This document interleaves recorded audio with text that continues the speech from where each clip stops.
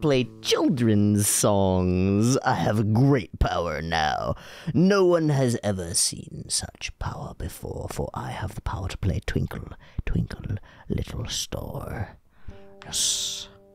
It's the first song that I've effectively been able to play, and it's been sort of a moment of revelation. It's like, oh my god, an actual piece of music that came out of my fingertips, instead of just being shitty fucking around, which is fun and good in its own right. I was able to actually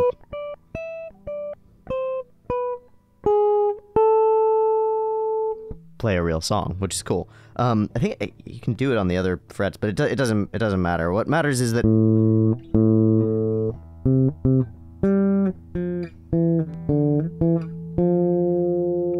just knowing a few notes and being able to put them together in the right order allows you to make musica and recognition and nostalgia and art and resonance, and it's pretty cool. I chose to learn that song because the child in the house is trying to figure out how to play it on his piano, and so it seemed like the right thing to try to learn for myself as well.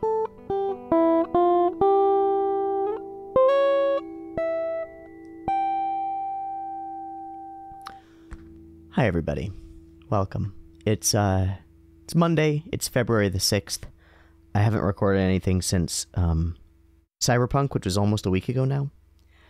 I'm a mess, honestly. I've been a mess for a little while. I'm getting to be less of a mess, but I've been a bit of a mess recently. There go the emotions, because I'm emotional.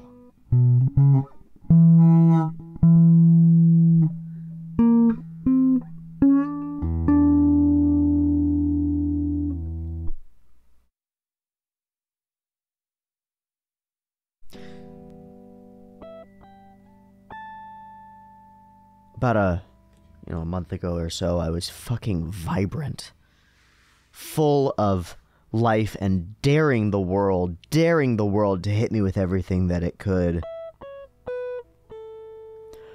And what I can say now is be careful what you ask for, because sometimes the world will oblige you in ways you do not expect.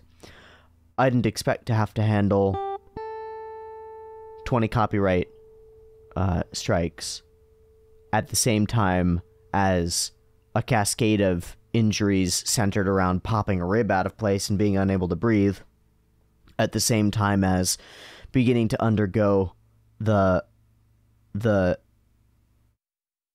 frankly dehumanizing feeling process of being evaluated for what I'm fairly certain is a couple varietals of melanoma that are spreading up my arms. From doctor's visits to sheer physical pain to sleepless nights tossing and turning to the fear of losing everything to the greater fear of losing my life. I asked for difficulty, and gosh darn did the world decide to give it to me.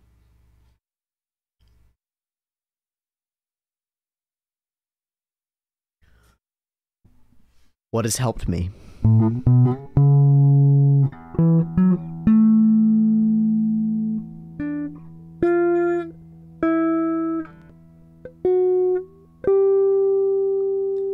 What has helped me in this time? Art. Big time. Music. Big time. Big time. Friends.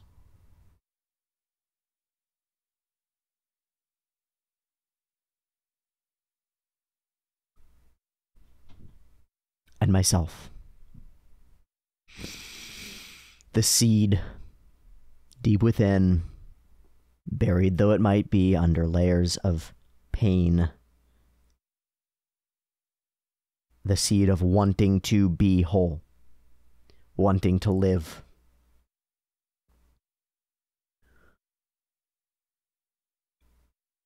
But just living, it's not enough.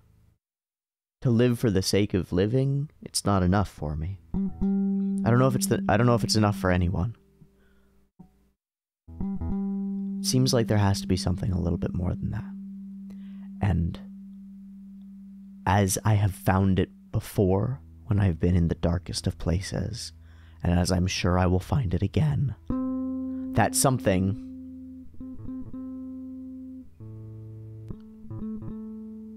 has to do with creation. I don't have all the answers, or even any of them. But one of the answers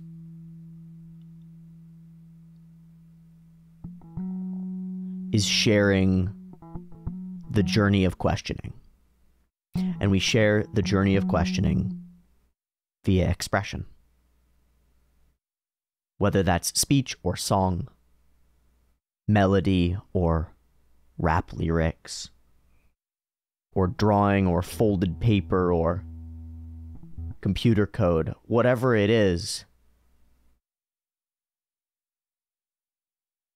our creations are an expression of being, of the uniqueness of individual being, in a way that fulfills the individual creator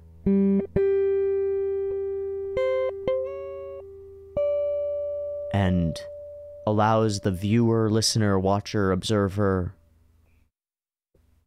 a little bit, a smidgen of understanding of the human being behind the instrument or behind the camera or behind the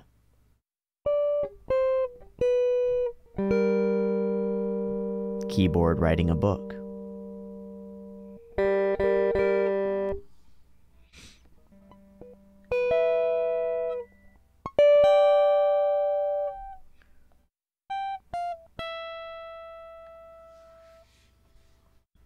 For about 2 weeks, I was unable to take a full breath. I'd get about halfway through, then I'd get this shearing pain and literally tension and compression in my abdominal wall on the right side where the rib was out of place. Unable to breathe. And when my whole set of responses for dealing with trauma and pain is centered around breathing through it, and suddenly you can't breathe, I ran into some problems. A real state of truly, truly not knowing what to do. And I'm still there on a broader scale. I don't know how to move forward and acquire effective treatment for the medical conditions that I believe that I have. And we'll see. I'll get results within a couple of days to confirm and be able to move forward for real. But I'm not sure what to do next.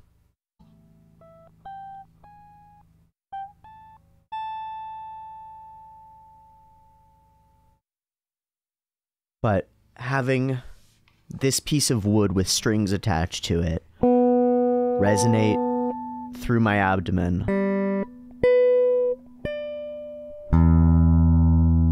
through my arm, through my shoulder, through my chest, into my rib cage, into my hip, wrapped around me with this beautiful strap that you guys bought for me, pushing resonance into my shoulder here and into my ribs here. It makes me feel like I'm part of something bigger than myself. Like... that was gross. Like breathing might not be the end-all be-all.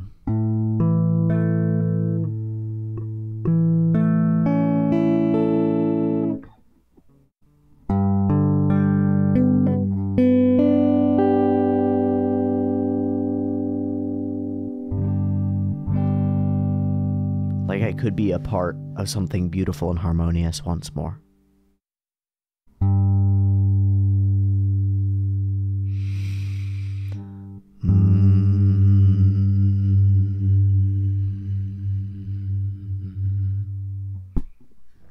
There's something really potent about music. And that's what the show's about, right? And that's why the guitar exists in my lap in the first place. It didn't just come out of nowhere. You know, I grew up with guitars around me. I grew up with a dad trying to teach me guitar, and the way I see it at this point is that he was just so far along into understanding of the instrument and of music, and had never been taught it, that he had no clue how to teach the process of learning. He just understood. And so he became very frustrated when I didn't know how to do it. So I never learned it.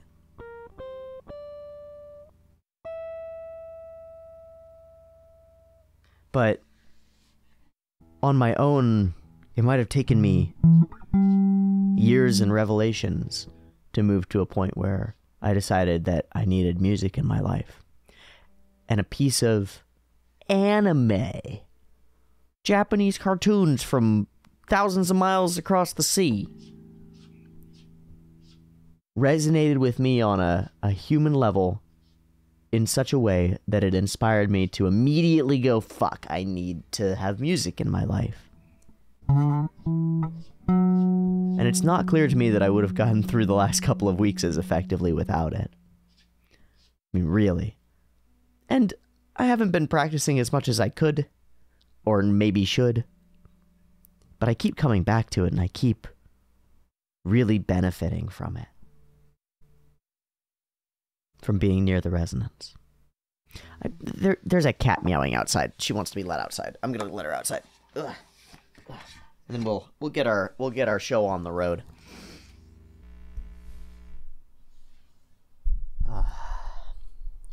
All right, turn down the gain on the guitar so that we can just talk and chat and stuff. You may notice that I'm on the floor, sitting in a chair, or even on the wobble stools that I like so much has been a contributing factor to me being misaligned pretty severely. So I have ceased doing so and moved back to what I know to be correct and have known to be correct for a good long time, which is that human resting patterns on the floor are far closer to the ideal than any sort of chair or furniture-based resting patterns. I had moved to standing for a while, and that also contributed to the issues, partly because the floor in here isn't ideal, but it's neither here nor there. I'm just sort of mentioning what's going on. I've rearranged my desk and my computer screens and my camera a number of times. I'm not entirely happy with the way that it is at the moment. I'm going to rearrange it, maybe today, maybe another day, I don't know. But for now, I just want to record a video. I really miss it. I really miss it. And well,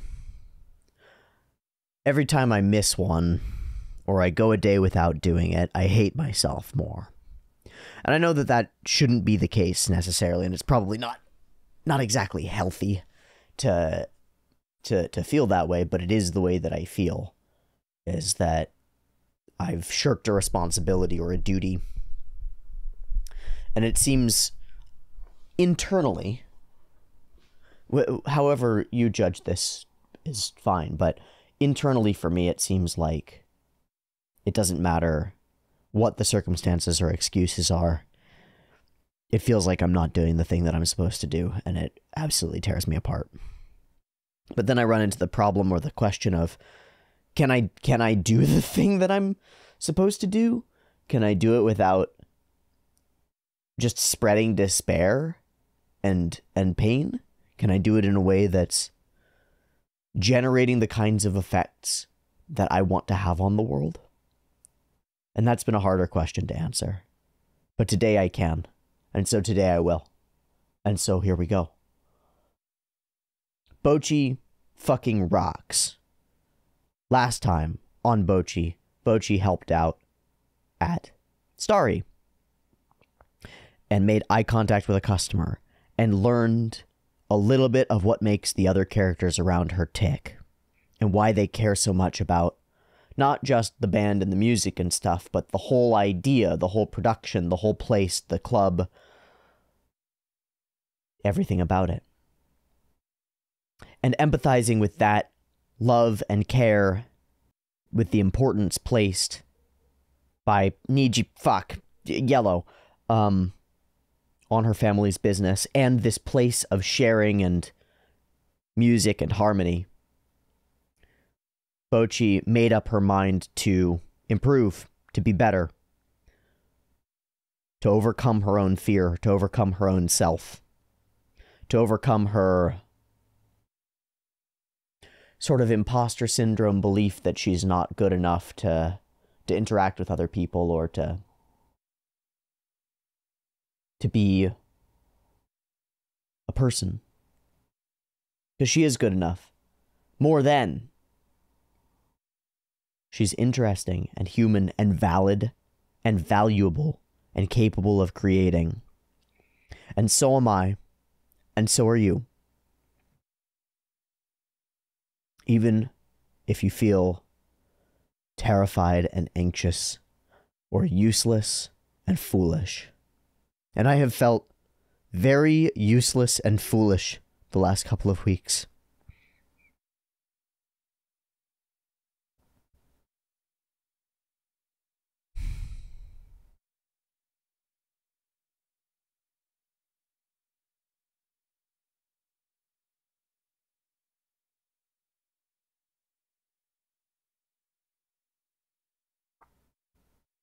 It's not true. It's not true. But only if you choose to make it not true. Only if you choose to dedicate yourself to something. Only if you choose to push. Only if you choose to get up out of the bed, to wake up and take the step.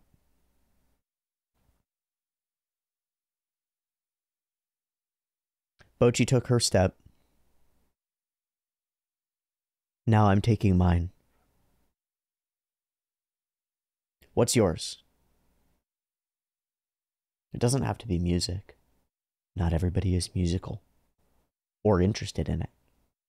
But there's something. There's something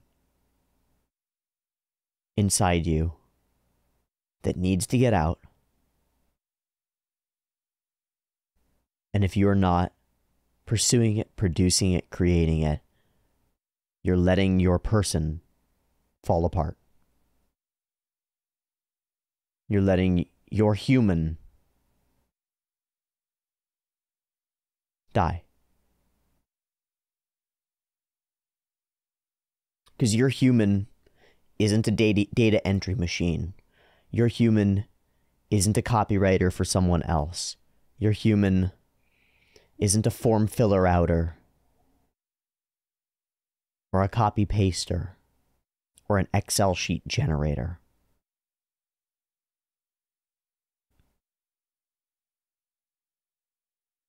Inside you is the power to shape whole realities. All you have to do is close your eyes and imagine a fantasy castle. Bam, and it's done.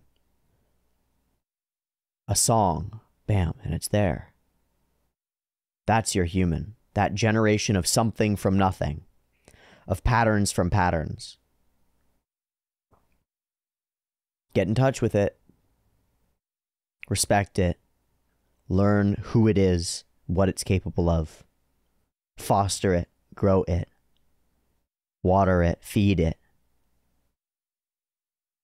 and don't run away from it. Because it's the point. Because it's the point. Over the past little bit of time, I've had to face mortality really poignantly and straightforwardly. And I've come to the same damned conclusion, stupid as that might be, the same damn conclusion that I came to 4 years ago when my dog died in my arms and I realized that I was dying. That I was sitting, dying slowly on my computer writing code for somebody else. The revelation was this: you're dying anyway.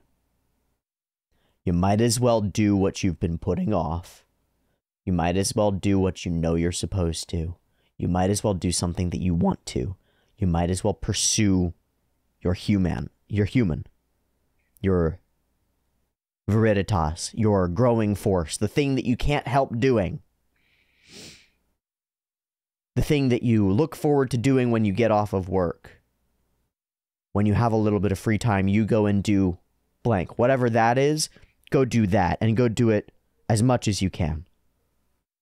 Not everybody is anywhere near privileged enough to be able to actually drop everything and pursue what they need to, what they want to, what they must. But you can incorporate more of it into your life. You can incorporate more of it into your life.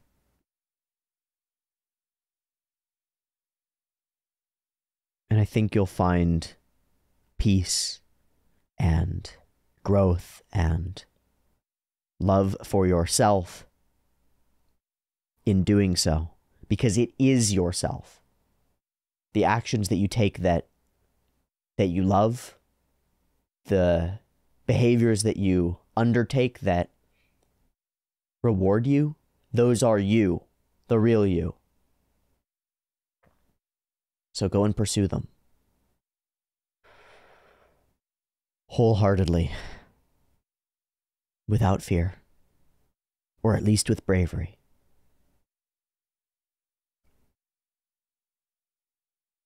You probably don't have a Nijika to come and pull you out and push you forward. So you're going to have to do it on your own, and I'm sorry for that.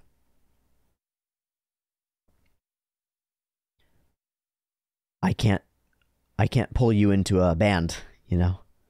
I can't pull you into a specific thing, and that might not be the thing for you, but I could try to demonstrate, insofar as I'm capable, what pursuing what I care about does to me.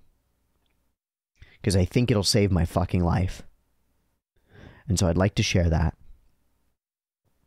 And my biggest regret over the past weeks that I've been laying around writhing in agony, essentially, and unable to breathe, essentially, and scared for my future, both the future of the finances and the channel and all that shit, but more importantly, the future of this human body that has been my ally for so long and is in small part turning against me.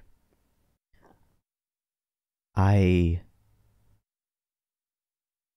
think that I can demonstrate what a particular somewhat shonen protagonisty outlook toward the struggles of life and the joys that it might contain will grant me. What if I act that way? Could it work? What could happen? How good could life be if I pursued the good in life? And can I share that with you? But my greatest regret is that I haven't been able to share these weeks of deepest suffering with you. And I haven't wanted to because I don't want to share pain. But I wish that I had them more on record. I wish that I had them more on record because it's a piece of the story. My descent into the abyss has been these last few weeks. And I've been in the fucking underworld, man. I've been in the darkness. I was still in it. And I'm climbing out. And it hurts. And it's worth it.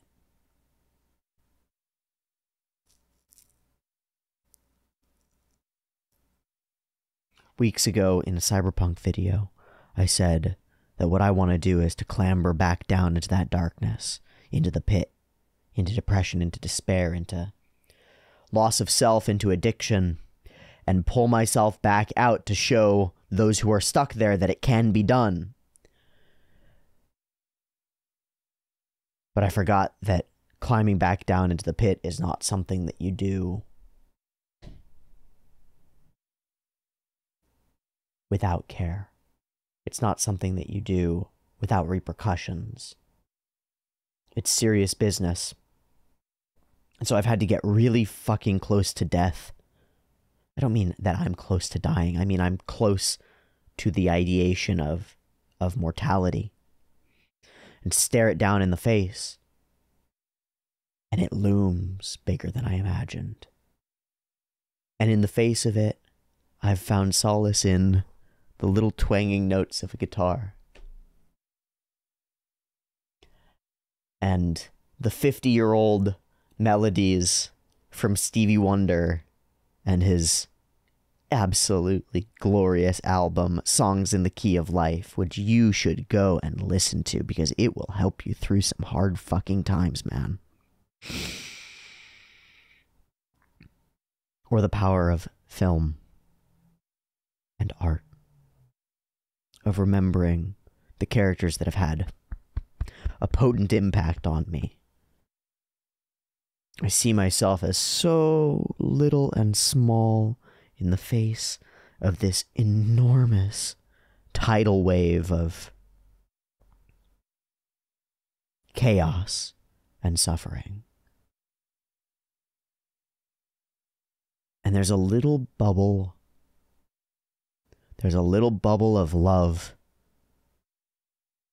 that surrounds me just barely, and it buffets back the tide. And it's love. And it's music. And it's drawing. And it's... I forgot this book. I went to a used bookstore and saw this, and it jumped out at me immediately. And it's... I immediately open it to some of the great statues of Michelangelo. It's just chock full of the great art of all over the place. Hundreds of years of incredible paintings and fresco work. All of it expressing the human ability to express.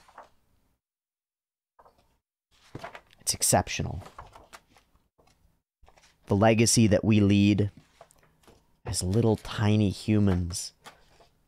We are part of something so much bigger than we know. And you can be a part of it. You just need to find a voice, a medium, a pen, a pencil, a string, a key, a note, a reed, some way to sing out, express out, create out, build out, to produce something for yourself and for humanity. And if you can do that, it all becomes worthwhile. It's amazing. Bocchi's figured it out. Nijika knew it on her own, I think. No idea about Blue. And now we have to find out about Red. So we move toward episode 3 of Bocchi the Rock. I'm sorry for the blathering intro. Look, it's been a few weeks since I've really recorded anything except for the Cyberpunk video, and that was pretty blathery too. My thoughts are all over the place, and I've got weeks worth of twisted thinking to untangle and comb through. So I apologize for being a bit rambly and scattered. It's just the nature of the beast. It'll get better as we do more. As I speak more and as I communicate more with you and record more and stream more and get back into the swing of doing more again, I'll even out a little bit and I'll figure some of these things out. But right now we're in the early stages of putting together some scattered thoughts and recoagulating, rebuilding from base principles the human being that is me. Because I've torn it all down. It all fell apart. And now we get to rebuild better and stronger. So I'm sorry for the blather. I'm sorry for the chaos. I'll fix it. It'll take time. It'll take iteration. But we're going to move in the correct direction again. Ow. Just to be clear, this really hurts.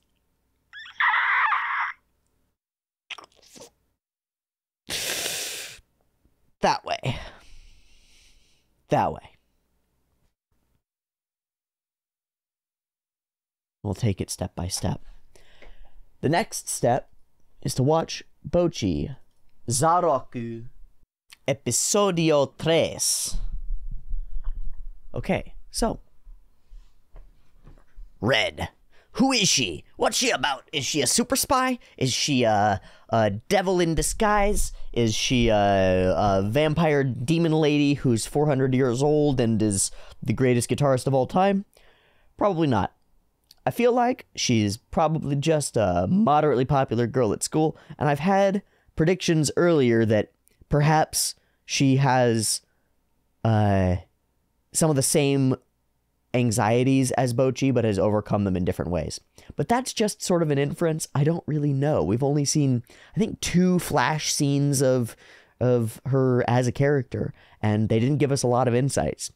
She just seemed curious about seeing another guitarist at school, and we saw her singing karaoke with her friends and being mildly narcissistic, potentially. Although I'm unclear. That's just an inference. I don't know that that will actually be the case. Cool. Sounds like a fun character to add to our mix, and sounds like we have some room for some interesting interplay between that sort of rather confident character and the total opposite that we have in our main in Bocchi. I'm excited to see where this show goes. I have a feeling that episode 3 is where we'll kick off a little bit as we get our actual full squad together, and we can move forward from there into more performances and sort of the K-On-y, once the squad is together, goofy things and various individual ideas for each episode.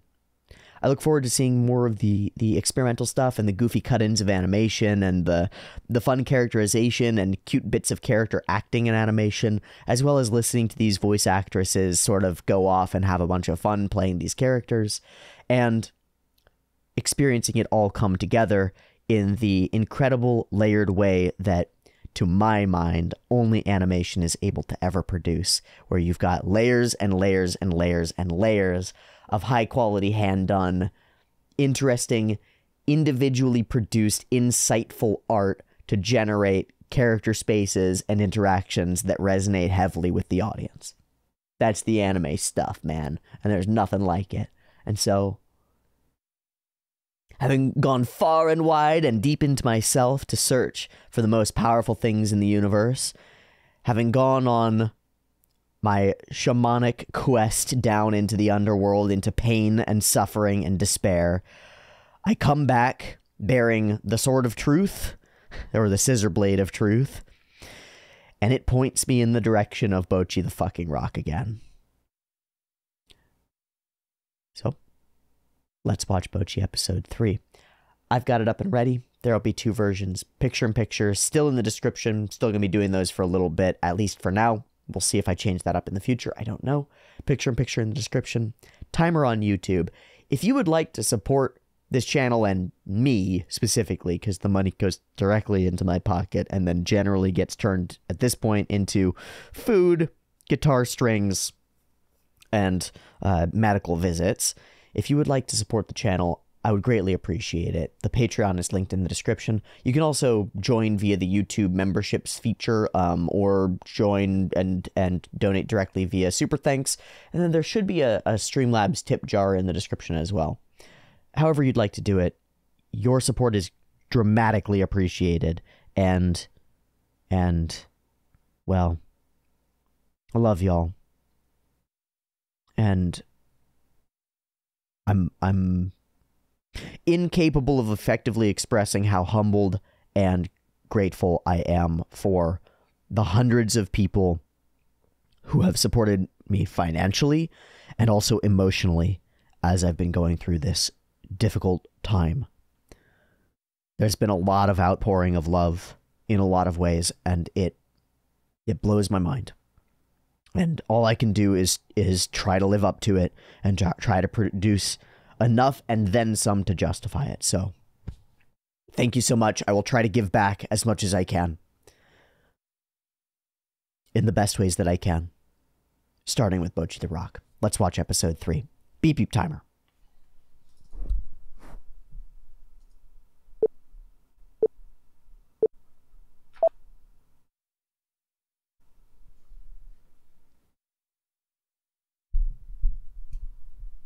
Oh, I know that feel.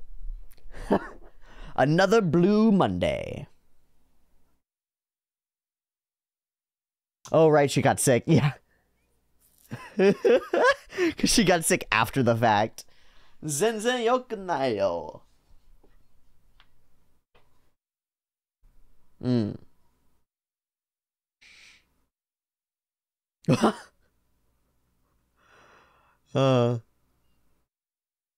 Boing, boing. You're a real pain in your own ass. I feel that too. Shit. Utterly relatable. Yeah, wait, I'm doing okay. Oh. Oh, that's super fun. Oh, I'm over it. I'm all good now. All is well. Yes. Hard cut to wham, nothing. Yep, alone. Yeah, there we go. Indeed it does. As it would.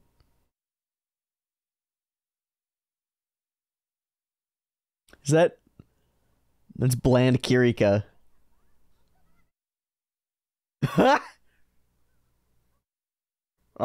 Yes, come talk to us.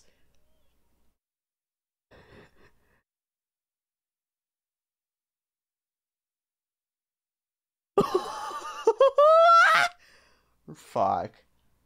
Is she eating alone in a closet somewhere or something? Hitori. Hitori.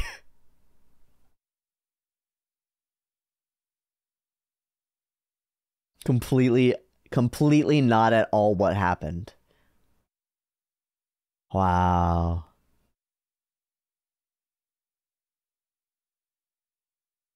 You can just build those walls up around yourself and trap yourself in a cage. She's truly has trapped herself in a cage, right? So is this going to get interrupted by red? Oh. Oh, that's... A couple of these cool cut-in shots have been great.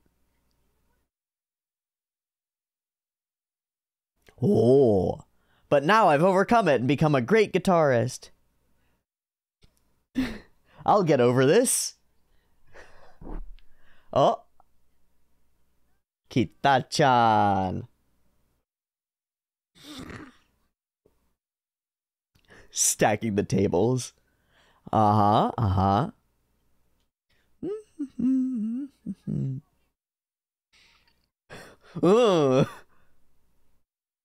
Yeah, impossible.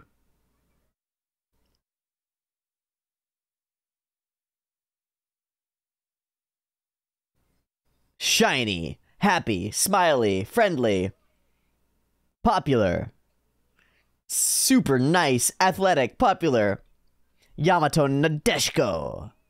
She's perfect.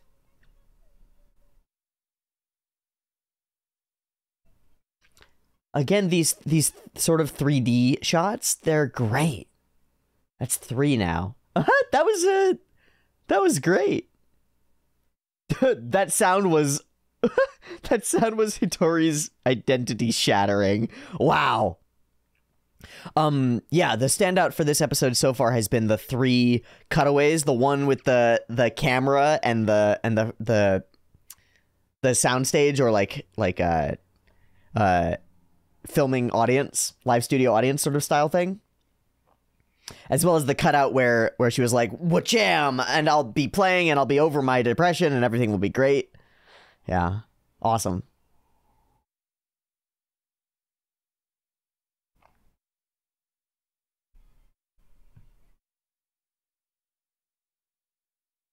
I love her formulation of, if I miss 2 days at school at once, people will just forget that I exist. Horrifying. Just horrifying. I need to figure out a way to get this out of the way of the light. I guess I need to move the light there, probably. All right.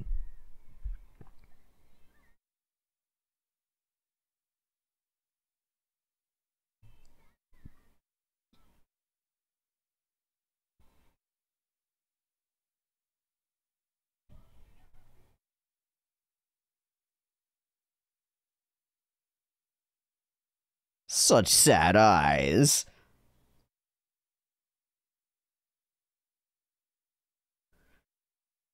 Oh. No.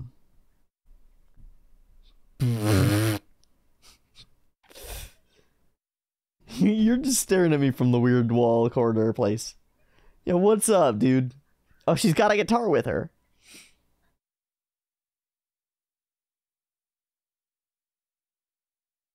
It's gonna come out weird.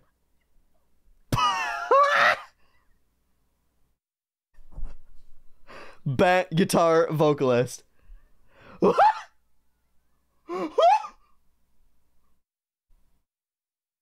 Ah, lovely. Gorgeous little sight gag. Oh, it's so brutal.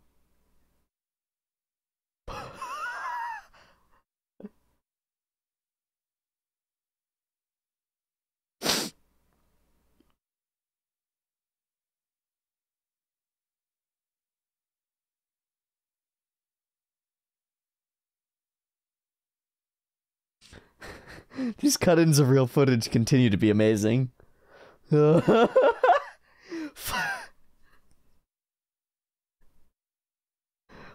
an 80s, 90s classical melancholy song. Oh, that was awesome. That little pow of a dark line face. Yes, she is.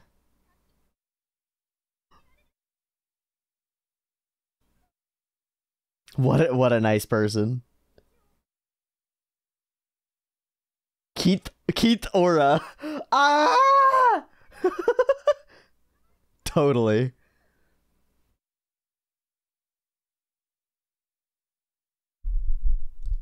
Gee.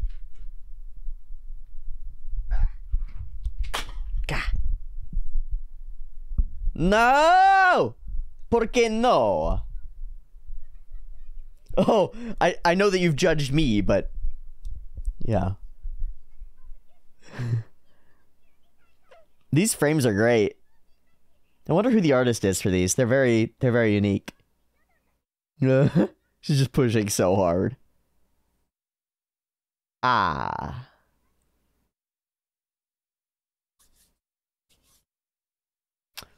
Wow. Okay. Wow, so she's got her own shames. Ah. Everybody's human.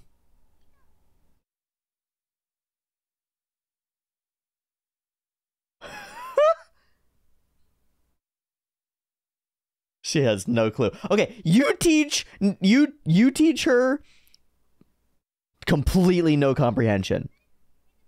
Not really. You teach her how to human, and she teaches you how to guitar. But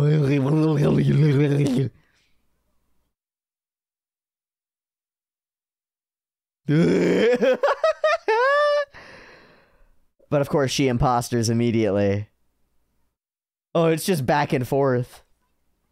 Just wobbled by praise and...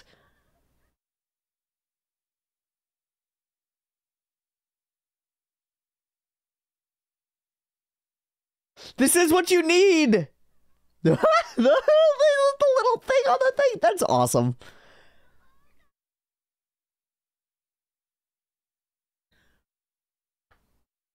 Yep. Overwhelmed. This is gonna be a weird text. Everybody pretend to be crazy party people.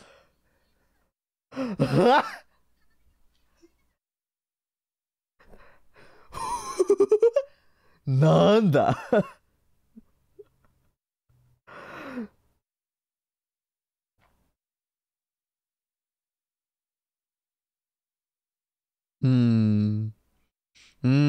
So you're hiding a little bit.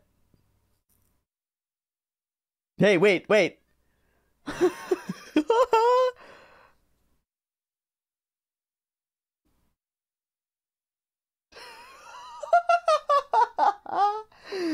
Awesome. They are the band, aren't they?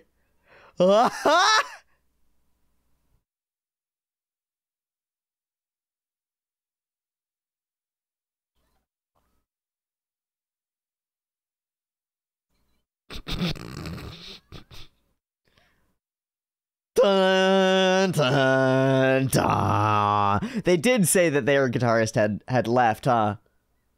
Oh.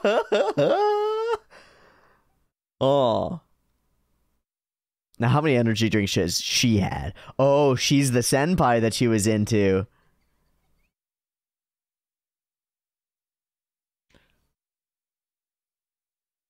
It might be the right idea. Mofster Hammergy. Good, good.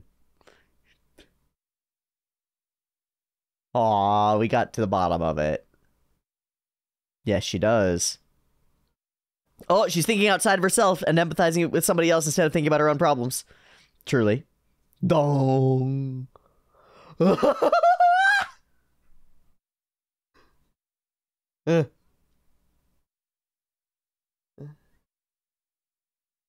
Yeah, fair enough. Such a positive attitude. So cool.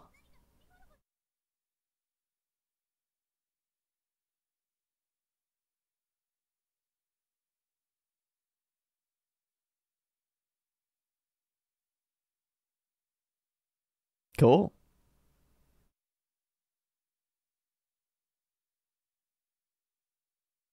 Hey? Changed? Oh! It is punishment after all. There's some Azusa there. It's very different, but...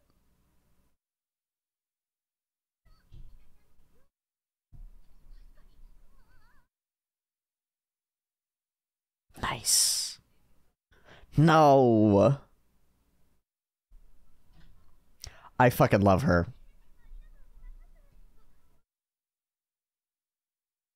Aw. Is Bocchi getting jealous? Or I should say, is he Tori?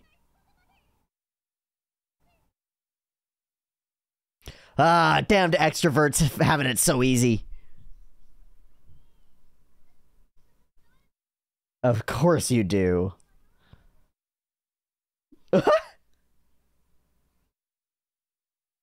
Oof. Kita, kita, kita, kita, kita.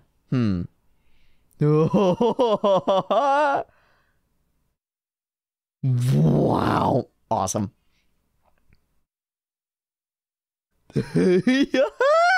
I hope that we do these continuous music gags. They're great.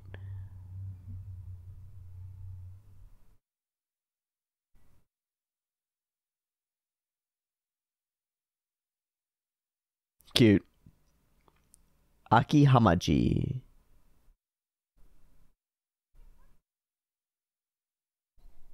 Huh?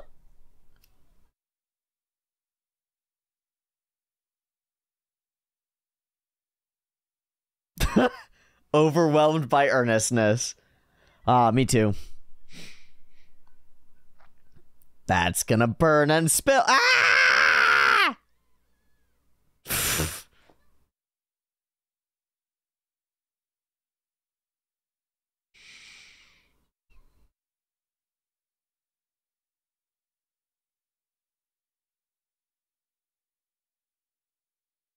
Are they soft or do they have calluses?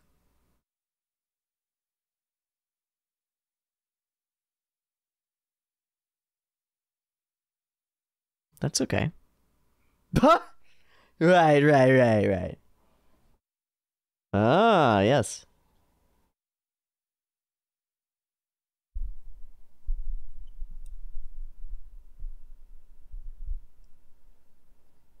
Rio.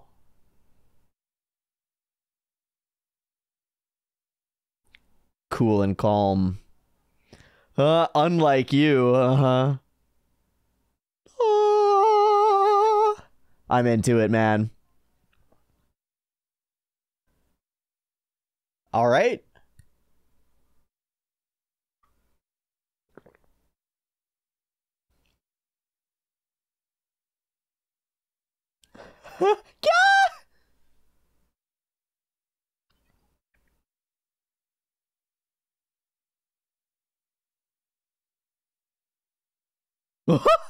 Just right? Just totally blows over it. You are best buds. Aw.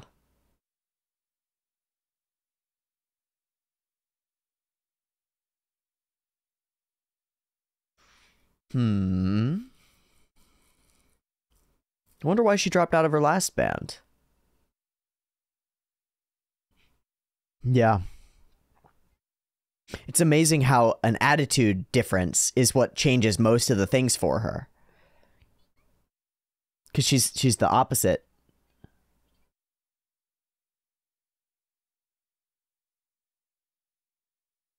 A mysterious relationship, indeed.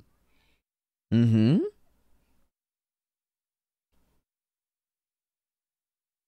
Huh? Eh? Dude, she's just into Ryo-san. I liked that little character moment. Too close? Ah. Shame. And that's something that Hitori can definitely relate to. Now, can you speak on it, Hitori? Now would be the moment to speak on it, to say something. No? Okay. How will this play? How will it play?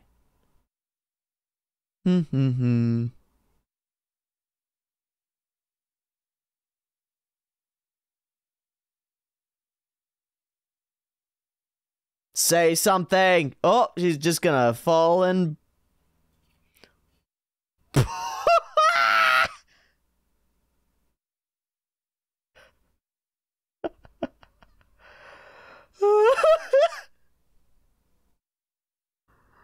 Oh. Yes, you can. Yes, you can. Kashokaban. Kashokaban. All can be forgiven.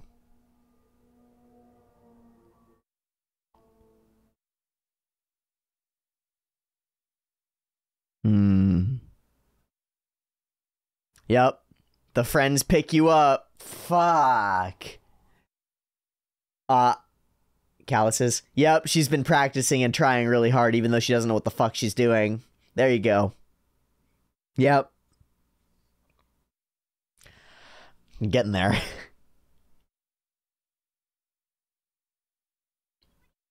Your fingertips and hard work belie your skepticism. It's all worked out for the good.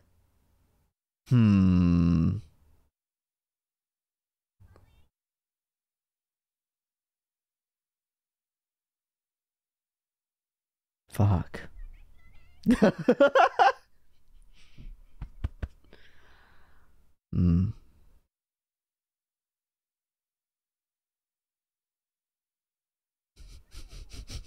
A better split.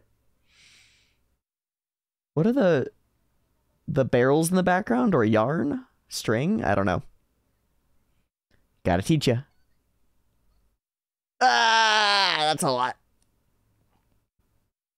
Huh? We gonna get a scream to ED? Nope.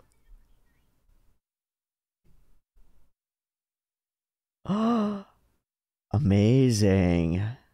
And a strong emotional response, and the best feet or legs characterization, Yamada style, that we've had so far. Excellent. Right. Too many energy drinks.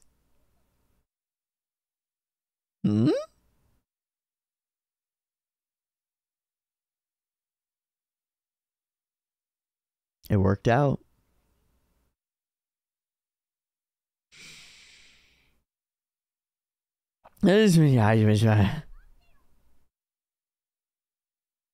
She's so animated.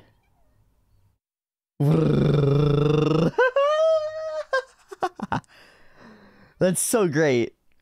The previous like melting during praise was great too.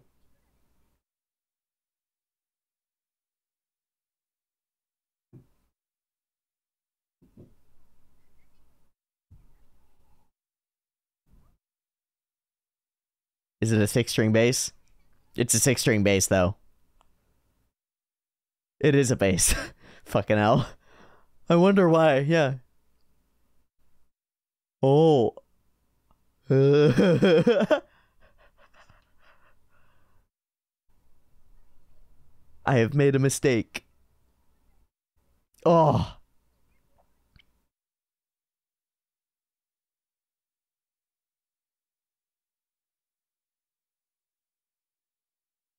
I like that we end every episode kind of the night after. I guess we're not going to, okay? I take that back.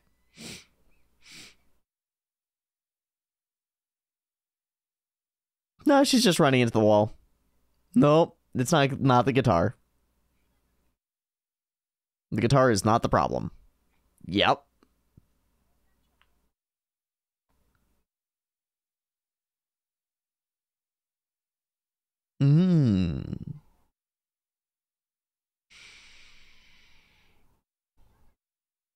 Oh, that works. Great.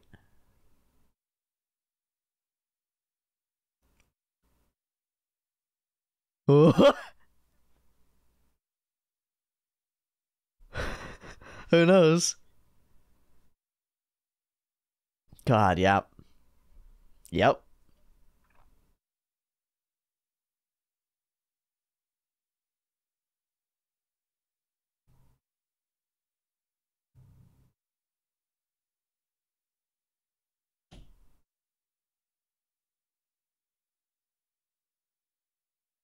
And it begins to come together. It begins to come together. Soon we will have band. Full band with 4 members. She's serious about the weeds. Of course she loves it. Hey! Great episode. Wow. So many fun and clever little bits. Dropping in and out and all around. Wow, that's awesome.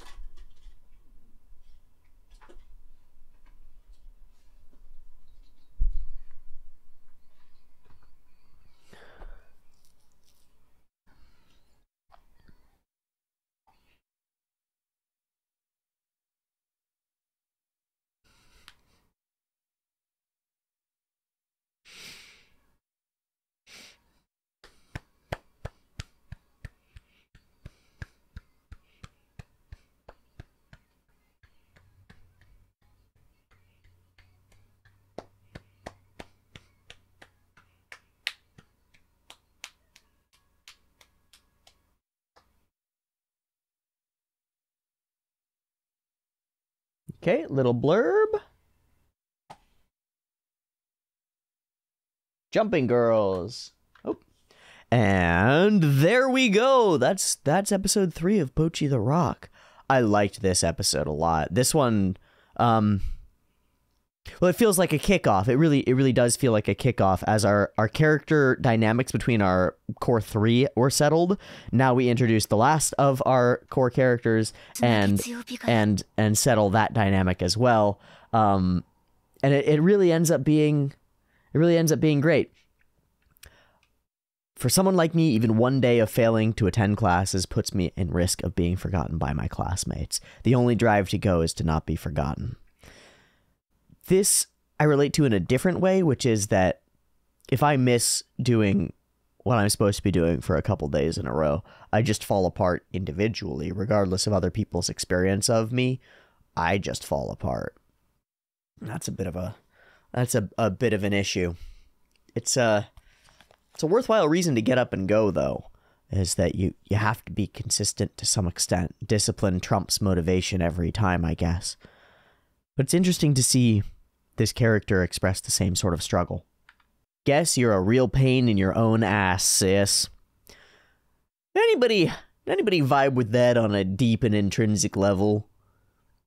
Feel like most of the pain in your life is caused by yourself, and that if only you could be a little bit kinder and more welcoming to your own desires, goals, needs, general state of being, that maybe you'd be in less suffering. Certainly Bocchi is there. Bocchi is Hitori is the best fucking depiction that I've ever seen, for at least for a while, of a really useful phrase that my father taught me. And that phrase is, we suffer by our reluctances. And Bocchi suffers continuously by her reluctances. And indeed, that's a lot of what this episode is about. We see that that Kita-san also suffers from her reluctances, but she's more willing to fake it a little bit in order to get what she wants. Bocchi withdraws and stays away when she doesn't think that she's valid or worthwhile, whereas Kita sort of pushed forward and forged onward and then came to regret that because she wasn't actually capable in the way that she thought that she could be, or says that she could be. I could burst from the sheer volume of nuisance I inflict upon myself. You and me both, babe. You and me both, Hitori. I feel that deeply. But no, wait, I'm doing great. I'm doing amazing. And this is the first of these sort of sweeping shot cut-ins. And I really think that the animation style of these shots is awesome. This is almost like a mecha cut-in. The character's like, well, yeah, I'm amazing, and I'm gonna henshin into power. The full eye line, sprow, bam, outward. It's really lovely looking. And cool as heck. I'm gonna go to school again. I'm gonna bring my guitar. I'm gonna do all these things, and it doesn't work. And all these people will totally talk to me, and I won't have to talk to any of them. Look, we've been over this part. You gotta be the one to initiate. You can't expect the world to come and just help you or save you. You can't just demand love and respect from the world. You gotta give it. You gotta give it. And we see a perfect depiction of that right here as these two characters go from blanked out forms to real humans. Also, girl on left with blonder hair is like a budget Kirika, and girl on right with reddish brownish hair is like a budget Kumiko. Just saying, character design wise, not in any way. So they're talking about band stuff, band talk, and she immediately can't help herself, right? This is that thing where she's absolutely obsessed with this shit, and if she were just confident enough to actually speak out what she thinks, I love bands, or anything, it would work. But we get to watch the step-by-step process of self-generated failure. Band talk. And then as soon as the attention is on her, we see both these characters, and we can read their faces because we're external observers. We can read their faces. They're excited, interested, and this is a novel thing. Oh, the quiet girl is talking to us. Yes, Goto-san, what's up? You want to talk to us about bands and things? That sounds like fun. Yes, it's the same as the first line of the first episode. It's like, everybody who wants to play, come and join. You just have to come and join. All you have to do is step forward and do the thing, and then you're part of it. Both of them are smiling and bobbing their heads around. You hardly ever talk to anyone. Come and talk to us. This is great. I don't know how to start a conversation by starting it. By just saying, I like bands. And so instead, the waves flow over her, she warps and wefts, and she essentially lies and says, I forgot. But she didn't forget. She's just scared of sharing her real feelings. Because if you share your real feelings, at least this is how I'm reading it, if you share your real feelings have a chance of being shit on. And being really rejected. But it's not the actual rejection that hurts Hitori. It's the fear of rejection. It's in herself. Again, it's her reluctance to engage. It's her fear of others and fear of expressing. And it's so damned relatable and so right on the money. And then the actual gag sequences that demonstrate it are so effective at demonstrating it from the screen into your brain and making me feel like that feeling of fear and that feeling of, well, of regret too. Because she knows when she's fucked it up that there was an opportunity here And our next scene, I think, is her in the corner eating lunch, pretending self-soothing, going, no, this is okay. I'm alone. Alone is better for me anyway. I don't deserve to be with these friends. This is for the best. I would have just fucked it up. Don't sweat it. And it's this horrible, twisted self-soothing. Like hiding in a corner or hiding in the trash can or running away. It doesn't fix the underlying problem. It soothes, but it doesn't solve. And there's a value 100% to self-care and self-soothing. 100%. There's a value to it. If you can't calm yourself and be in a state of relative homeostasis psychologically and physically, then you're not going to be able to act effectively. But if these behaviors, these avoidant behaviors, prevent you actively, continuously, they prevent you from accomplishing the things that you really need to have a fulfilling life, then they're not benefiting you. And they're not benefiting Bocchi. They're tearing her apart. And so she's in this place where she's caught between being pulled out of herself by the band and wanting desperately to remain stuck within herself, by herself. It's a really cool dynamic for a character. It makes her very interesting. And we see her ideation of what would have happened. Also, I love the little flip through. The scene transitions are continuously creative and interesting. The style changes, using these sort of sticker styles with the sketchy, they look like they've been actually colored in by crayon or by colored pencil. I don't know if that's just a digital effect added on top, but they look like they have been. I don't know. Changes in the background style, the watercoloriness of it, and it continues to be exciting and interesting and different all the way through, using different sort of visual landscapes to produce different emotional states and different locations and different feelings and different vibes as we cut in and out of Bocchi's real world into her mental world and the sort of facsimiles of people that she generates in there. And here we get this totally opposite of what really would have happened facsimile, where these two characters go, ha ha, this stupid idiot, how dare she barge into our conversation? What a freaking creepy weirdo. What an absolute creepy weirdo. And they, wah, wah, wah, wah. It's like the freaking evil demons and monsters laughing and floating around guts from Berserk, just being like, ha ha, you're gonna become evil too, and he's having to just push them away. Bocchi's in the same world. She's got her own demons and monsters. They just take the forms of other cute girls in her class who she's the most scared of, as depictions of the God Hand are these characters who like bands and honestly want to talk to her about bands, but in her mind they're great giggling, chuckling, evil enemies. How false you can see the world. How false a worldview you can build for yourself. How much your viewpoint can influence your experience of the world.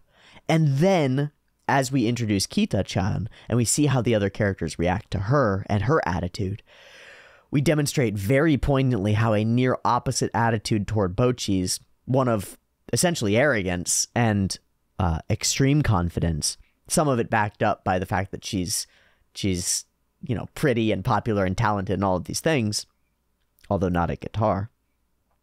We see how other people treat her specifically because of her outgoing attitude. It's self-fulfilling. When you're like Bocchi and you're withdrawn and introverted and running away from the outside will push you away still. It'll follow that up and grant you exactly what you're looking for. And if you are open and gregarious and friendly and kind and interested and attentive and focused and positive and all of these other things like Kita-chan is, the world organizes itself very differently around you. So that attitude change, that difference of reluctances in the way that they're treated really, really generates a difference between the characters, and I think that the show does an extraordinary job of expressing that difference. Okay, I'll be right back. Got a bathroom. So, hiding in the corner doesn't work very well because she gets found by Kita-chan. Man, this is one of the other things that I think it just lends so much to the story, is the way that Bocchi sort of hits a mental wall and then she generates a fantasy in order to, again, it's a part of that self-soothing, I think. I don't really know, but she generates this fantastic, far future, far-flung thing that's it's so many steps that she doesn't want to take away from where she is now that it's really truly fictional. There's no reality to it. It ends up sort of just functioning as a gag, but it seems like these ideations soothe her and make her feel like she has some grander goal that she's working toward, even if she's really not. They're just ways of framing reality in a way that's palatable. Because it's really hard to look at yourself and have the realizations that she had with her sister in the mirror in the morning, which is like, man, you caused yourself a lot of harm, girl. You caused yourself a lot of struggling and suffering that you don't need to be causing. It's hard to deal with. Okay, I love the cut through the wipe by the camera screen itself, whoosh, and then the cool speed lines that then coagulate into the watercolory stage, and the big 3D-esque, although it's all 2D, or all 2D hand-drawn at least for the camera, 3D-esque movement of it, really exceptional looking and brings you into the frame very effectively. And then talking guitar and stuff, I don't know about that being the show, and I don't know what Oto Channel is exactly, but aha, I'll awe everybody with how much I've totally changed. And then she overhears people, and suddenly she's half hiding and half getting up real close to be able to to hear them. Fantastic. And now everybody's looking for a guitarist, and she'll have to do the same, and she sees the beautiful, the sparkling, the amazing, the over-the-top, way too good for you to talk to, Kita-chan. So nice, so cool, so beautiful, so talented. I can't do it. My whole identity is crumbling. And again, we get this cool 3D-esque whoom of a shot. Really gorgeous.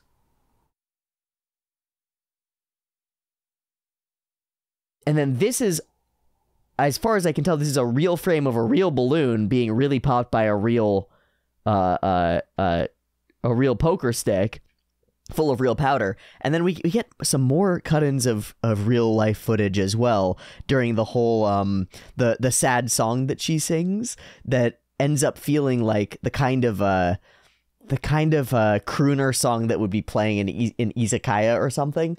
It's freaking great. So many fun cultural referencey style gags that generate a whole landscape of emotions. I really like it. Okay, so we do some light stalking, and scare the shit out of her. Play our new song, Double Dark Past, Bocchi acoustic version, which turns out to be lovely. I wonder, the melody sounded so familiar to me that I wonder if it's a specific reference, but I don't know, and it doesn't really matter. And it's just like sad, somber music videos, with the waves coming in and out, and the fields of grass, and the birds flying by and stuff. It's just perfect. Oh, weird. My computer fans just kicked way on for no reason. Mourning my past, so many dark mornings. Why? I don't know. But of course, Kita pops in and moves herself into this circumstance. The kind of thing that Bocchi herself would never, ever do. Wow, that was incredible. And then Bocchi just melts as she says nice things. And we get this oscillation between I'm not good enough and melting due to praise. And I'm not good enough and melting due to praise from the others. And it creates this whiplash inside of Bocchi as she jumps between those two extremes. That ends up, as far as I can tell, with her just being kind of emotionally confused in most circumstances, which is just right. Bring!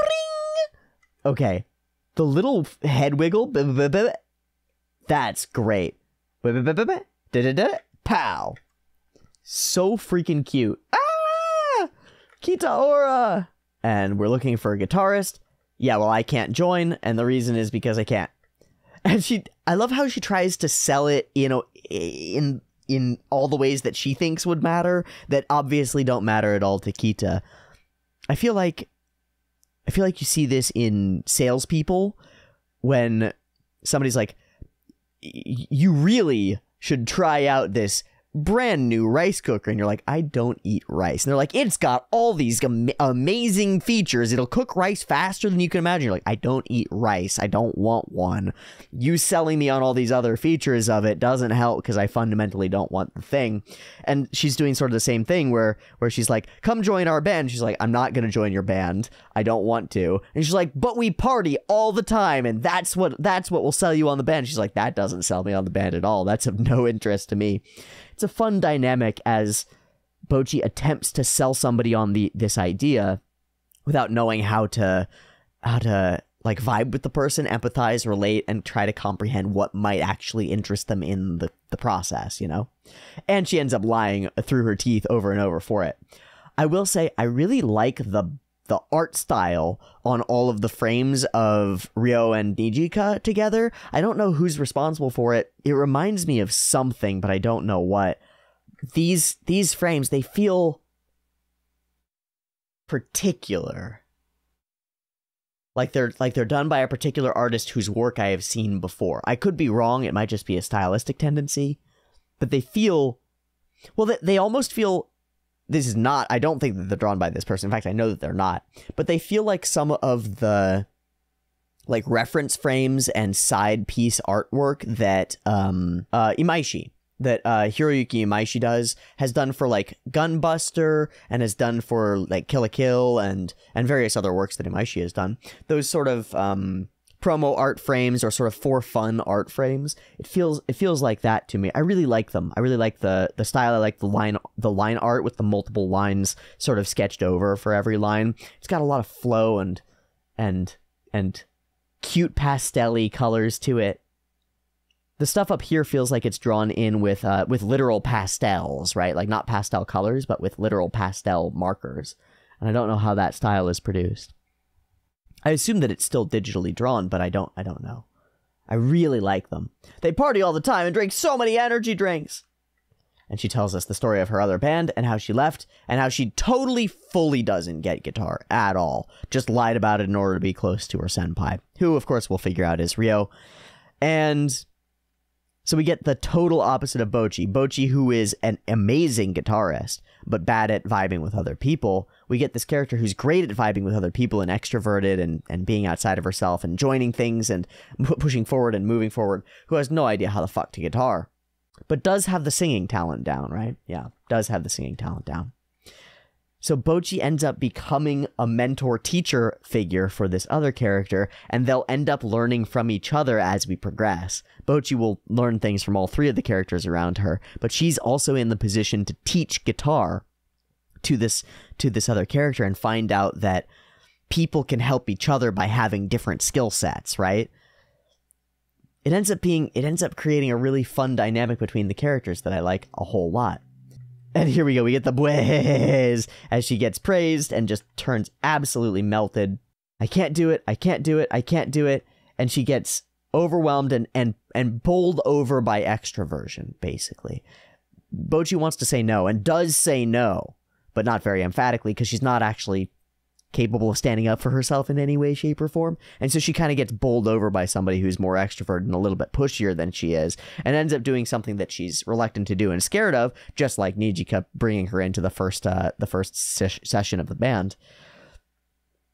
And it's, in some ways, Bocchi's weakness that enables the others to pull her out of her shell. If she were a little bit more mentally resilient, she might just clam up, lock herself away, and go, no, get the fuck away from me, I'm alone, and I want to stay that way.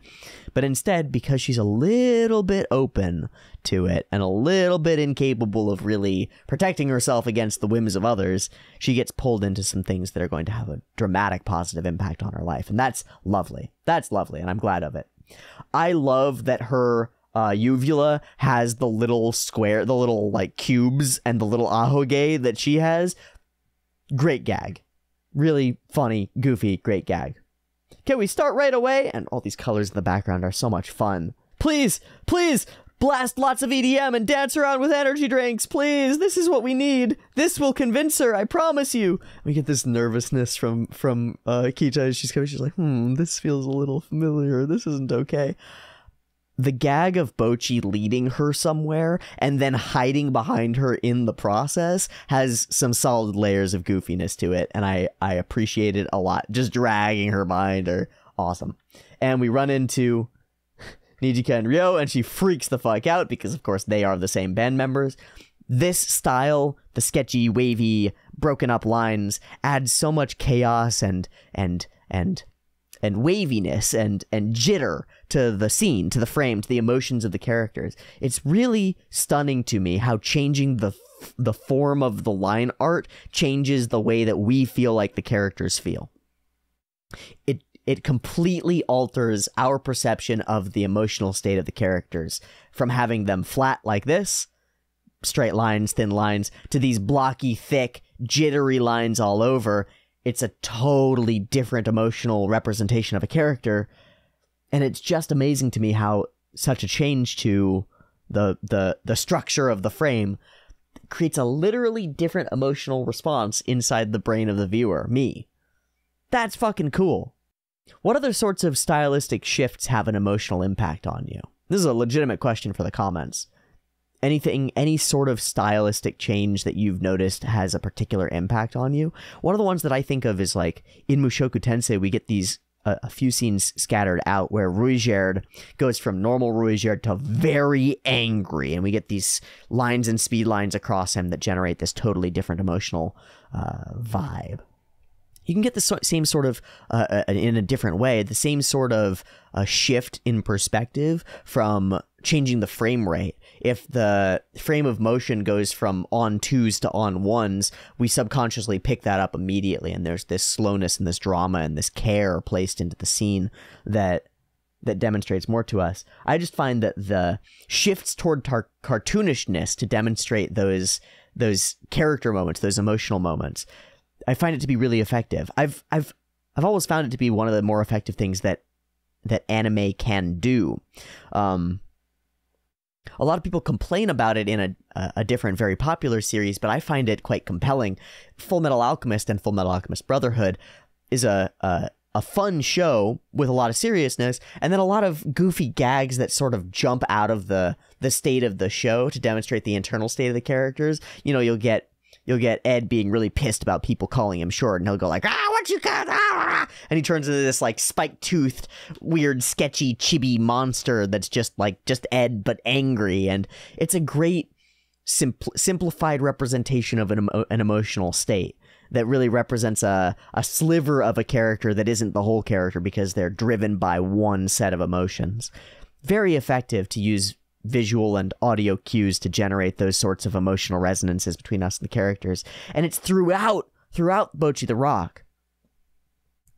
From the wibbly wobblies to the sketchy designs and the different style on the internal frames inside Bocchi's mind as she's evaluating the girls at school who she was talking to and ended up not talking to out of fear. Those shifts in art style produce a whole variety of emotional states and vibes and moods and feels, and it really stuns me that so much differentiation can be generated by such changes to the art style. It's a simple and obvious thing. You change the art style, it changes what the viewer feels, but it's not that obvious that it would do that to us. And it's incredible when it's done in the hands of somebody who's careful and thoughtful about how they put those things together, how they organize them in order to generate those emotional states, because it really helps convey the whole experience. And I find it very impressive. Okay, we'll leave it there and continue moving on. It's Ryo! Forgive me! And we skip through to a confession, essentially, an admission of guilt and lies. And in this moment, Hitori sees the discomfort in Kita and wants to reach out and do something to change it, fix it, help it, assist it, and doesn't know what to say. And so If only I could think of something nice to say. We were worried when we didn't hear from you. And she's like, oh, that was the one. And she's learning. She's learning. Even if she isn't able to actively incorporate it, she's learning from these other characters and how they interact with each other. And finding out that sometimes you don't have to be the one to say the nice thing. Sometimes you can surround yourself with other people who are capable of doing those things and just rely on them to handle the situation. And that's pretty great. Man, I really thought that we were going to bring back a gag as they drink a bunch of energy drinks, and that was going to become like a problem. But it seems like all these girls have high caffeine tolerances, so very good. Senpai! Great gag that she was just lighting incense. Blame ourselves for not catching on sooner. Besides, we managed to work it out anyway, and don't worry about it, we ended up being able to find Hitori because you quit. We wouldn't have found that anyway. I love that. I know it happens just a moment later, but I love that attitude of, even if it was difficult when it happened, it's worked out for the best, and it turned out that what you did was weirdly the right thing for us. It seems like that happens all over the place in all sorts of ways in life. If you're willing to let it, if you're open to the possibility that these are good things. I even have been having that bit of a perspective on my own recent struggles that, you know, you get all these copyright strikes and you're unable to upload videos for a couple of weeks. Great. That fucking sucks. But it's also been a door opened to me to take a moment and reevaluate what I'm doing, how I'm doing it, and why. The way it's working, the way it's not. What parts I like, what parts I don't. And I wouldn't have had that chance to evaluate if I hadn't gotten hit, you know? If I hadn't gotten knocked down.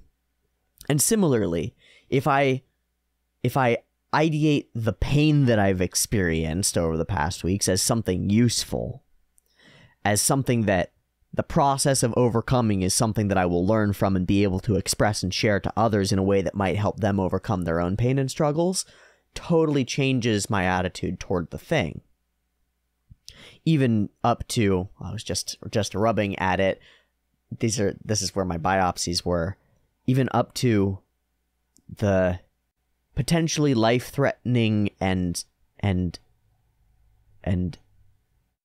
potentially serious illnesses that I might be facing. A lot of people face a lot of pain, and it would be of great value to me to have experienced and overcome pain in a way that lets me help share with others some utilities, some tools, some processes that are useful for that same process. And when I evaluate it that way, it becomes bearable. If I look at these struggles as though they have purpose, they become bearable. It's a little different from what's going on here, what Nijika is saying, where she's saying, well, the circumstances worked out okay, and we ended up with what we needed anyway. It's a little bit different, but it still reminds me of the same concept. That by believing that there might be some benefit to this, I generate that benefit. And I'm open to finding where the benefit is. So glad they worked it out. So, go and get changed, and we made outfit her up, and she's perfectly happy to do it. Definitely knows what she's doing. She'll give me extra time to slack off. I love black hair PA-san. She's so cool. I love it. Want to try reception? I'll teach you. And she's in for everything. It doesn't matter. It's a yes to everything, right? It's an attitude difference. Bocchi's reluctant and fearful and like, no, I don't think I can to everything. And Kita's like, I could totally do that to everything. And it's true insofar as they believe it. That's a useful tool to take into your life. The smile, the moving forward, and the belief. It's just great. And Bocchi is falling apart, quote, losing my identity. Now lend me your ears. I love the framing and the animation of her pulling the guitar out. It's really awesome. Honestly, like almost JoJo's-esque with something weird warping out of space. Fucking cool. The elegy of the part-time worker who lost her identity to the just-arrived newbie. Freaking rough. Freaking rough, Bocchi. I really like this frame. It's very cute. I'm glad that we get the artist as well. Bocchi, snap out of it. And then, of course, the time comes to teach her, and she just can't because she's too serious and straightforward. We get this moment of bonding and help, and in that moment, she notices the calluses on her fingers. And that demonstrates to her the truth, which is that, flailing though she may be, inept as she may be, Kita has been really trying to learn guitar. With no guidance, no understanding, and not the greatest of dedication, but enough to build up calluses on her fingers, which is not nothing. It's not nothing at all. And so she realizes a little bit of that respect. I love this scene as well, where she says, she's got, why do you love doing this? Well, it's for my own impure reasons. And so she says world peace instead, like many of us do when we have our own selfish reasons for wanting to do something. We feel like we have to have a bigger, better reason than that, right? And so maybe we lie to ourselves and others about why we want things. It's okay to have moderately selfish reasons for things. I want to be whole. I want to be happy. I want to be connected with the people around me. I want to be loved. I want to be content. I want to be relatively at peace most of the time. I want to be healthy. I want to be sane. I want to be capable. All these things, these are selfish things in a way, but they're real and legitimate goals. And it's foolish to dismiss your own selfishness, because you are a self and you deserve love and respect. And if you can't give it to yourself, then how are you going to expect it from the rest of the world? My motives are excessively impure. World peace, I want to work toward world peace. And of course, Kita has her own impurity of motive. And both of them see their own motives as being so deep and impure. And it doesn't really matter. I don't think. So the senpai you wanted to get closer to was Ryo. And I saw her and fell madly in love, head over heels. A deeper and more divine truth, a more divine companionship than any love or friendship. Glorious. Right? You end up like an appendage to the instrument. Just brutal. It's like we're best buddies all of a sudden. I wonder how. Belief. Well, it's like little kids on the playground. You get two 4-year-olds and they walk up to each other and one goes, "We're friends?" It's like, "We're friends," and they're just fucking friends. They're just done for life. You just have to believe that you could be, and you are.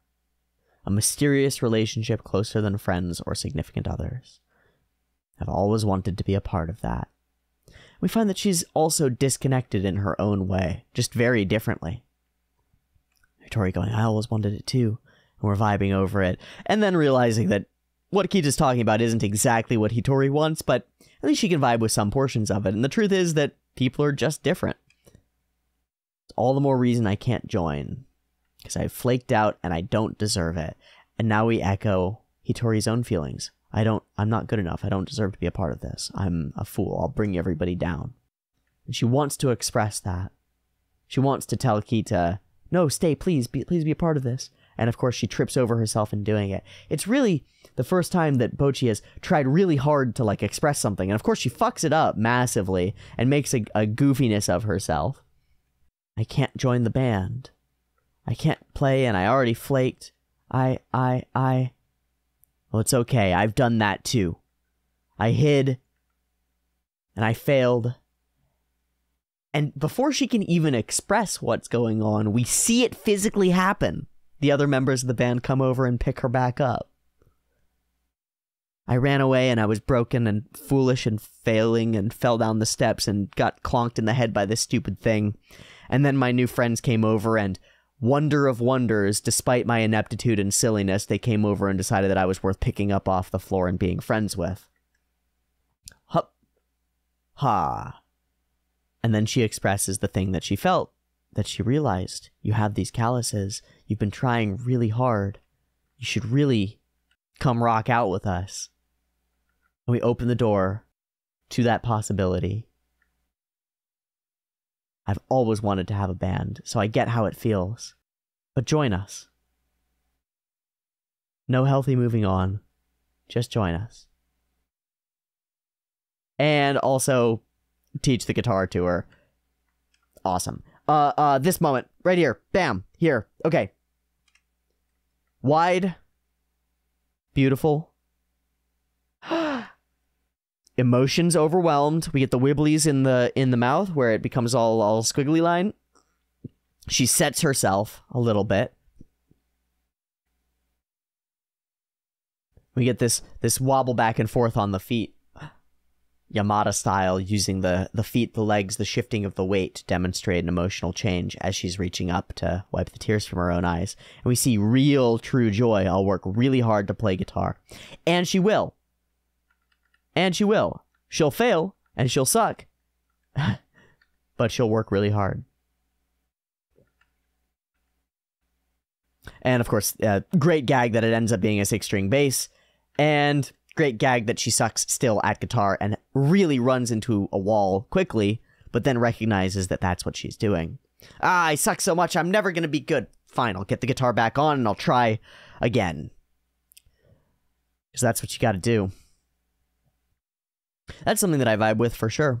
As soon as I got the guitar, I start playing with it, and it's exactly like Bocchi's ideations of like being the greatest and all this stuff.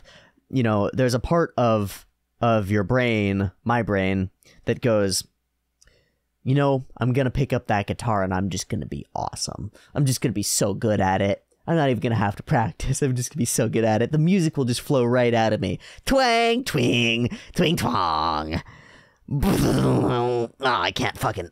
shit, I can't hold the simplest chord. Oh, no, I can't even really hit a note. Oh, God, I hit the other strings. Oh, fuck. My right hand and my left hand aren't synchronized, and my hand-eye coordination's all fucked up, and I don't actually know where all the notes are, and does this note go after this note? Dung. Ding. Oh, God, no. Oh, shit. I suck at this. I'm gonna throw the guitar away. I'm terrible. I'm never gonna be good. It's worthless. It's useless. Mudada. No, it's just normal. You're not going to be good at something the first time you pick it up. Most of the time. And if you are, that's exceptional and you should pursue that as hard as you can. But if you know that it's worthwhile, you practice and you get those calluses on your fingers and you get those neural pathways linked into your brain to link up this hand and the plucking of the strings and the movements to this hand. And you get that spatial representation of where the notes are on the fret so that you can really just feel where they are without even really having to look.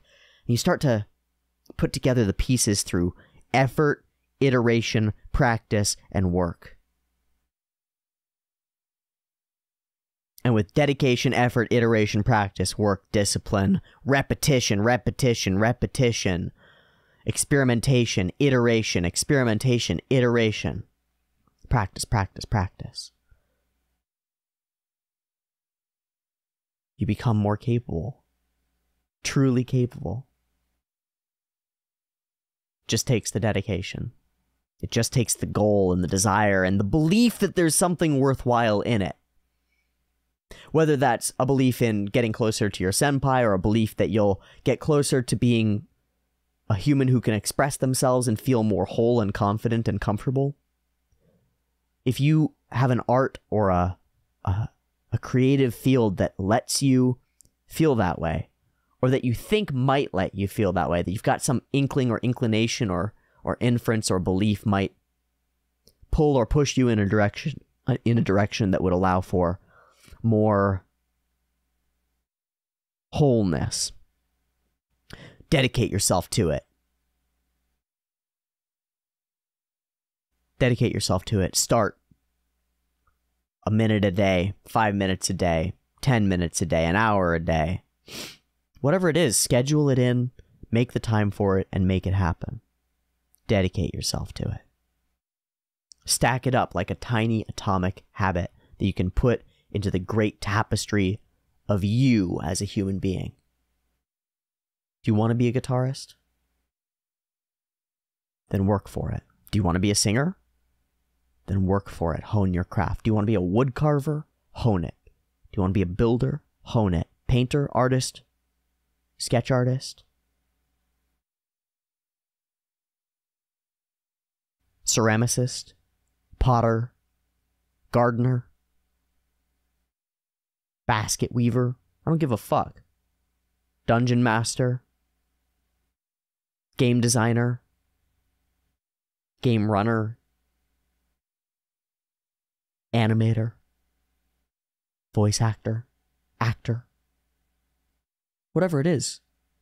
If you feel like it helps you be more full as a human being, start dedicating as much time as you are capable of dedicating to it as you can, and be prepared to suck. And then be prepared to get better way faster than you imagine if you put the work in. Then go put the work in. I'll do the same. On all sorts of things. This, sitting here and talking about anime, makes me feel more whole. That, picking up that guitar and letting the notes resonate through my body makes me feel more whole. Reading books about great artists, books about philosophy and psychology and the world at large and technology makes me feel more whole. And sharing that experience with others makes it all feel worthwhile. Go hone your art and share as much of it as you are capable of sharing with the world, and see if your life doesn't improve. Bocchi's is improving. She's already light years beyond where she was at the start of the show. Is she a hyper-popular guitarist playing sold-out stages and having tons of friends? No. But she's got 3 friends who are real friends now. She's got a place and a thing that she's working toward and a reason for being that's bigger than herself. So it's really working for her. And I think that if there's something to take away from Bocchi the Rock, it's that it could really work for you too. Give it a shot. Give it a shot. And thank you for enabling me to pursue the things that make me whole. This is a weird profession that I'm in. It's weird. I talk about other people's art. And I don't know how right it is. But part of it, something about it feels exactly right. I lost myself in this last 2 hours. I've recorded for an hour and 55 or so. And I've lost myself. I've been in flow state. I've been gone. I've been just invested in the media, and then in talking about it, and then in trying to express how it makes me feel, in the hopes that we can vibe over that and resonate across time and space over it. I love it. I love it. And I've been losing myself in the guitar too. Whether I'm trying to learn a specific song like Twinkle Twinkle Little Freaking Star, or just figuring out what notes follow what other notes and how to move my dang fingers in the way that they're supposed to. And it's been amazing. It really has helped me a lot. So maybe it will help you too. Go find something that feels right and put your all into it and report back. And that's an important part too. So I want a comment section on this video that is filled with individuals expressing what the thing is that they know that they should be doing some of and working toward for their own fulfillment and purpose, and how you are going to approach and attempt that, or how you're already doing it, or how you plan to do it, whatever it is. I want to know what you think might be a real path for you.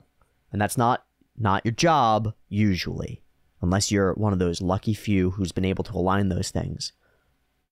But a calling, a vocation, something that you feel compelled by. What is it, and how are you going to pursue it? Let me know. I look forward to reading those next week when we record more Bocchi the Rock. Thank you so much for watching this video. I know that it's been a mess, and that's because I've been a mess, and I'm sorry. I'm doing my best, and I'm going to keep doing my best, and my best is going to get better. Every day, in every way, I am getting better and better. And I'll share that with you as much as I can. all of my love, all of my gratitude to you. And to Bocchi the Rock the Show, and to the wonderful, wonderful creatives who've put it together in order to express these powerful things to all of us. God, I fucking love anime. This shit's so good. Peace.